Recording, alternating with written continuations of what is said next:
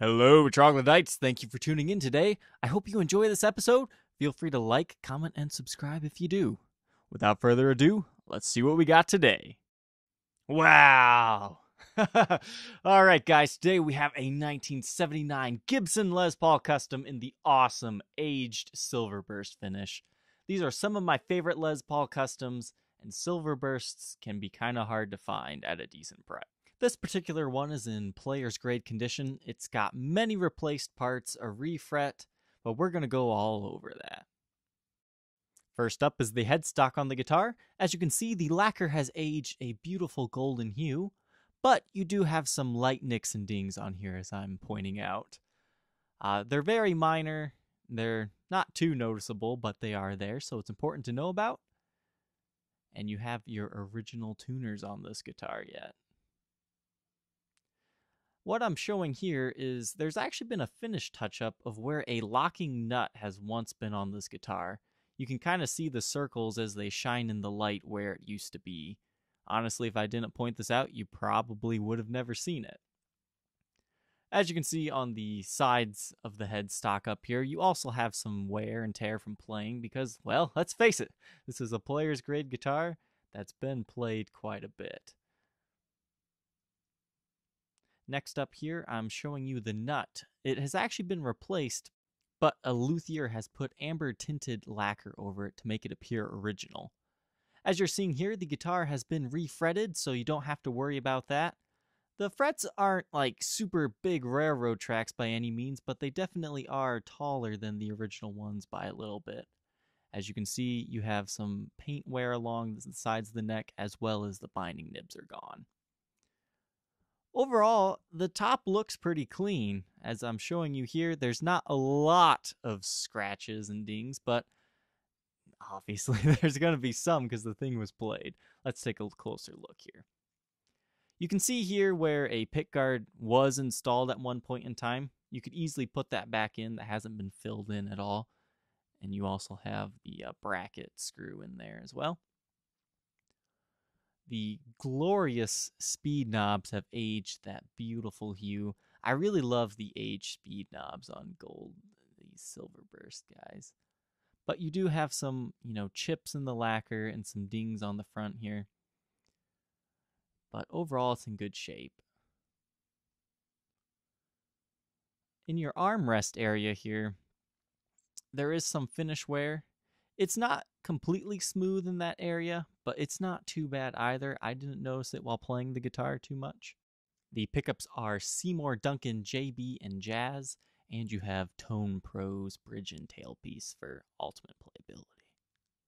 As you can see, there is a little bit of paint wear / finish chipping kind of by the rings here. You have it on the neck, bridge, and on the bridge itself, as I'll be showing you here in a second. Not really sure what caused this, but it is there. It's a finish blemish, nothing to really truly worry about, but it is something to know about. Back of the headstock here, I've already showed you the sides. Serial number dates it to 1979, but the back isn't too bad. No breaks, cracks, or repairs to the headstock to report, thankfully, besides the filled-in locking nut. You do have some light nicks and dings onto the neck.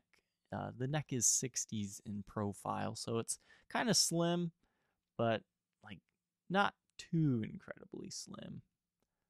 As you can see, the paint wear is evident up and down the neck. On the back, it's kind of just worn off that clear coat, but along the sides, the maple neck actually is showing.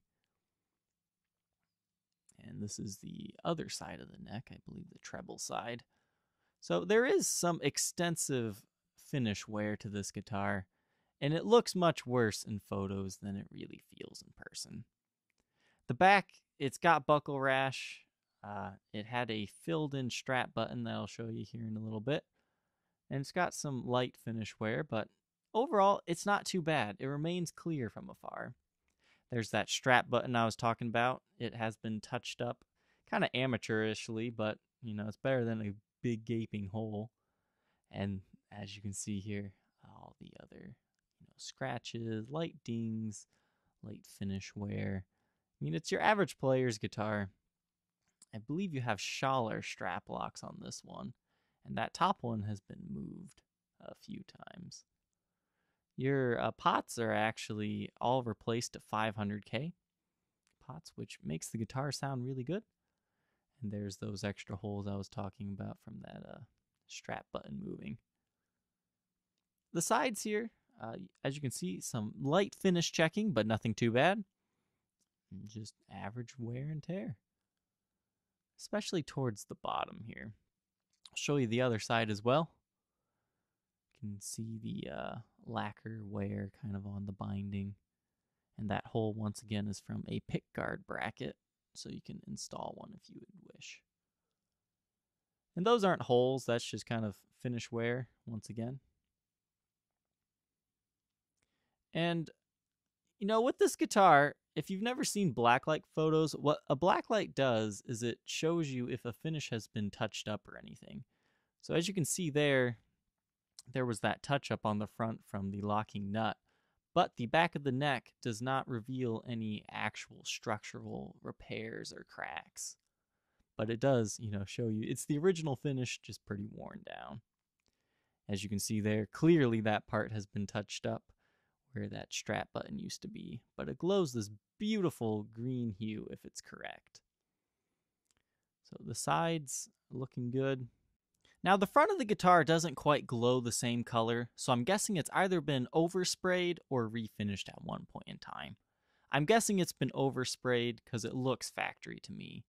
It is possible that this guitar could have had a Kaler on it at one point in time due to that locking nut up there, but sometimes people just put locking nuts on guitars without that, so I'm not 100% sure either way. I see a faint small line, but not enough to say, yes, I can see that that is definitely a Kaler route. So I'm not 100% sure. I'm going to go ahead and sell this guitar like it does have it, though, just to be on the safe side. This does come with a non-original case, but it is era correct. It doesn't say Gibson anywhere on it, but trust me, it is a Gibson branded one. Just not branded. You do have that one latch there that is missing the latch. And you have some fraying along the edges.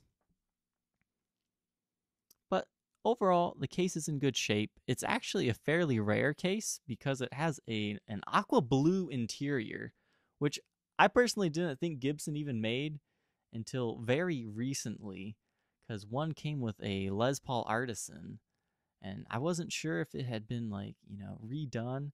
But then as soon as that one came, I find like 5 or 6 more, so it's like, wow. You don't see the aqua blue interior too much. This one's pretty beat.